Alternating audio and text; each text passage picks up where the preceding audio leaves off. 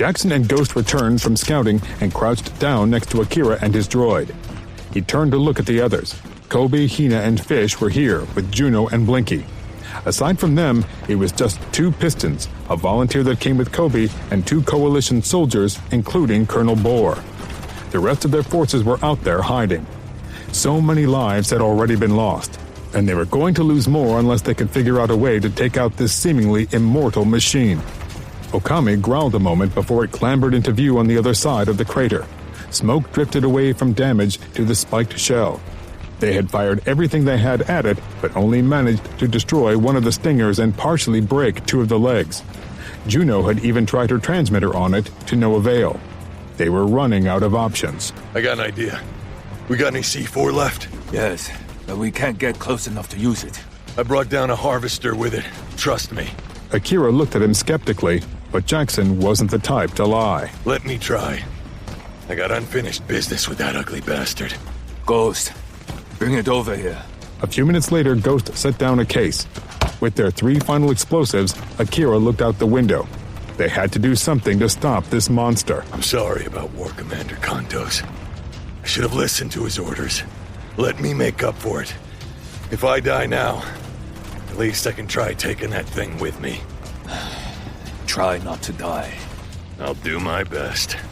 Before Akira could change his mind, Jackson ran off around the corner with a small pack of explosives stuck to his arm. He jogged down to the alley between buildings, came to a break and stopped for a beat, then ran out in the open. Hey! Hey, over here! The machine whirled toward him with a stinger as he ran across the courtyard. Jackson drew his sword, raising it above his head. It was just like Cat-Ba Island. The creature hammered its stinger down. Jackson darted out of the way right as it slammed into the ground, sending up chunks of concrete. He got up and tossed one of the C4 packs on the leg before changing direction. The stinger came down right behind him. Suddenly, a 50 cal shot cracked, along with plasma bolts from other directions, some coming from windows of nearby buildings. Rounds pummeled the stinger, making it jerk from the impacts. The creature whirled toward them, swiping at the air with a front leg. Jackson used the distraction to get enough distance and detonate the first of the C4s. The blast snapped through the already cracked alloy. The leg gave out, and the beast fell onto its side. It swiftly pushed itself up with the other 5 legs while Jackson launched another C4 pack against another leg that swung right toward him. He ducked under it and then ran under the beast, tossing the last hunk of C4 right under the belly. The machine twisted, pursuing him before he could get enough distance to detonate the explosives. It dragged the shattered leg across the courtyard, while the stinger coiled above its body again. He zigzagged as he struck over and over. Each time he managed to avoid the man-sized blade, but the creature was gaining. He then ran right for the crater edge, not slowing. Jackson! The engine turned at the last moment and twisted his body as he fell over the side of the crater rim. The C4 packs exploded, another leg shearing off in the blast from the belly, knocking the creature to its side. The spiked shell skidded right over the edge and into the hive pit.